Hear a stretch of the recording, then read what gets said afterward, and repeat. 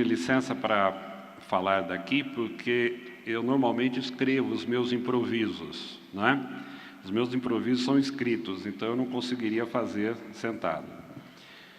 Prezada professora Priscila, presidente da Undime de São Paulo, professora Creuza, presidente da Undime Nacional, e Dr. Denis Mires, diretor executivo da Fundação Lehman. Senhoras e senhores dirigentes municipais de educação, em meu nome e no da professora Guelmar Namo de Mello, presidente do Conselho Estadual de Educação, eu gostaria de cumprimentar e parabenizar a Undime e a Fundação Lehman pela iniciativa e pela realização desse 6º seminário, Líderes em Gestão Escolar, e o 24º Encontro Estadual da Undime, iniciativas de grande importância para a educação brasileira. Senhoras e senhores dirigentes municipais de educação, alegrem-se, valorizem-se, orgulhem-se, envaideçam-se, regozijem-se. O que há de mais importante na educação está nas suas mãos, a educação infantil e o ensino fundamental. Os estudos e as pesquisas científicas na área da neurociência comprovam cada vez mais a importância da educação infantil no processo de alfabetização, no contexto educacional e social e na formação da criança. O ensino fundamental, por sua vez, é onde se desenvolve a capacidade de aprender, a compreensão do ambiente natural e social, do sistema político, da tecnologia, das artes e dos valores em que se fundamenta a sociedade. É onde se busca o domínio da leitura, da escrita e do cálculo, onde se formam atitudes e valores. Ou seja, é o momento do ambiente sociocultural, onde se fundam os alicerces do conhecimento, da cultura e da cidadania. Daí para frente, tudo serão desdobramentos, consequências, extensões ou especializações. E tudo isso, a educação infantil e o ensino fundamental, está nas suas mãos, senhoras e senhores dirigentes municipais. Por isso, repito, alegrem-se, valorizem-se, orgulhem-se, envaideçam-se, regozijem-se e preocupem-se. Porque a responsabilidade é diretamente proporcional à importância. Mas, convenhamos, não faltam recursos, não há excesso de burocracia, não há violência, não há ingerência indevida e indigesta do Judiciário, do Ministério Público, de conselhos tutelares, não há entraves criados pela oposição, a lei de responsabilidade fiscal só ajuda, nunca atrapalha, não há descontinuidade no processo educacional e no projeto pedagógico, mesmo que haja troca de chefes do Executivo. A articulação entre estados e municípios é perfeita. Os currículos são razoáveis e adequados, ou seja, não são conteudistas.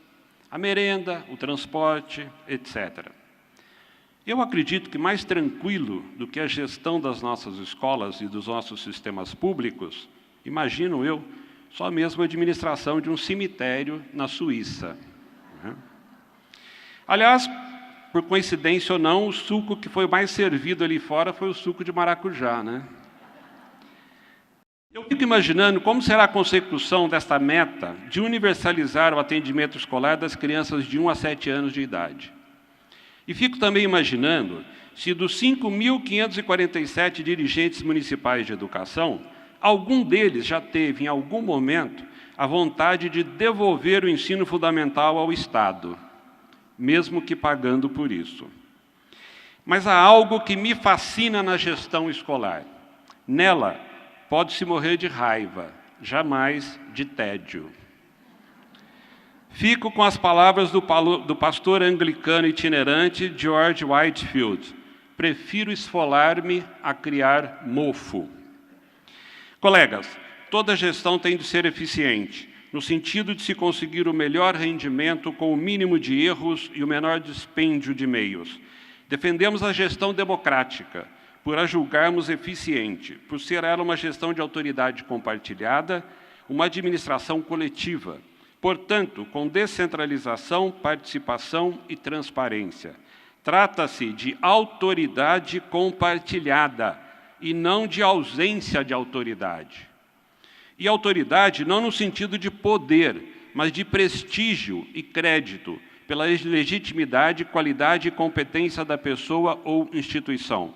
Autoridade é esta, a que o maio de 1968, na França, tentou estender sua certidão de óbito com o lema "É proibido proibir", levando à derrocada e ao desprestígio a própria ideia de professor e magistério, dando legitimidade e glamour à ideia de que toda autoridade é suspeita, perniciosa e desprezível, e de que o ideal libertário mais nobre é desconhecê-la, negá-la e destruí-la. Isso foi uma catástrofe para a educação pública francesa. O ensino público foi uma das grandes conquistas da França democrática, republicana e laica. Em suas escolas e colégios de altíssimo nível, as levas de alunos gozavam de uma igualdade de oportunidades que a cada nova geração corrigia as assimetrias e os privilégios de família e de classe, abrindo para crianças e jovens dos setores mais desfavorecidos o caminho do progresso, do sucesso profissional e do poder político. A escola pública era um poderoso instrumento de mobilidade social. O empobrecimento e a desordem pela qual passou o ensino público, tanto na França como no restante do mundo, conferiram ao ensino privado papel preponderante na formação dos dirigentes políticos, profissionais e culturais de hoje e do futuro. Curiosamente, nas primeiras eleições realizadas na França, depois do maio de 68, a direita golista obteve esmagadora maioria. Motivo: síndrome da abstinência de autoridade.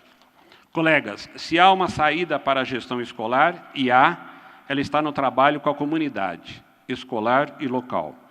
Segundo Benjamin Barber, cientista político, a saída é incentivar as respostas locais. Se consertarmos as cidades, consertaremos o mundo.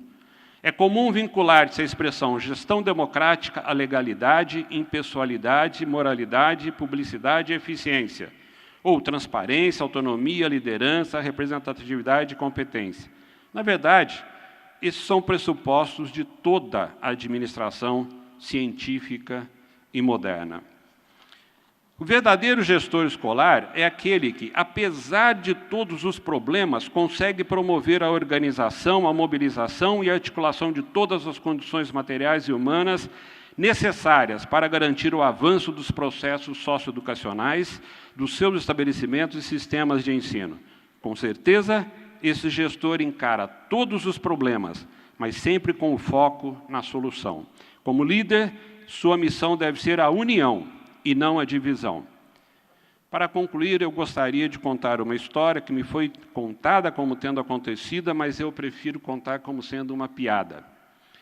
Para fazer a diferença entre o verdadeiro gestor e o burocrata da educação. Dois amigos se encontram num bar, e um está tranquilo, tomando a sua cervejinha bem gelada, pensando no nada, e o outro, muito tenso, chega a ele e diz: Zé, estou com um problema sério. Toda noite, quando eu vou dormir, eu apago a luz, deito na cama, e eu tenho a impressão que tem alguém debaixo da minha cama. E eu não consigo dormir. Eu preciso levantar, acender a luz e olhar debaixo da cama. E eu durmo, acordo à noite assustado, suando. A impressão é a mesma, de que há alguém debaixo da cama. E eu procurei um psiquiatra, e ele me disse, então, que eu vou ter que fazer 2 anos de terapia, porque isto é uma síndrome que vem lá da minha infância. Eu vou ter que tomar antidepressivos de manhã e ansiolíticos à noite. 2 anos de tratamento que vão me custar cerca de 60 a 70 mil reais. O problema não é o dinheiro, porque como gestor escolar eu ganho muito bem, eu posso pagar o tratamento. Mas é uma certa situação embaraçosa. E o amigo dele, muito tranquilo, tomando a sua cervejinha, falou: João, se você vai gastar 2 anos fazendo esse tratamento, mais cerca de 60 mil reais. Você me paga uma caixa de cerveja e eu resolvo o seu problema em 2 minutos. Aliás, nós vamos tomar essa caixa de cerveja juntos. E o amigo, assustado, falou, bom, tudo bem, eu topo, mas você vai resolver o meu problema? Eu falei, em 2 minutos, você vai chegar na sua casa, você vai pegar aquela maldita cama, você vai quebrá-la totalmente, vai jogá-la pela janela. Vai estender o colchão no chão diretamente e vai passar a dormir no chão. Você nunca mais vai ter a impressão de que tem alguém dormindo debaixo da sua cama ou debaixo de você. Com o perdão dos psiquiatras e dos analistas, colega, eis a diferença entre um verdadeiro gestor e um burocrata da educação. Um com foco no problema. Eu preciso de 2 anos de análise para tirar da minha cabeça que tem alguém dormindo debaixo da minha cama. O outro com foco na solução. Tire a sua cama e o seu problema estará resolvido. Obrigado e bom fórum para vocês.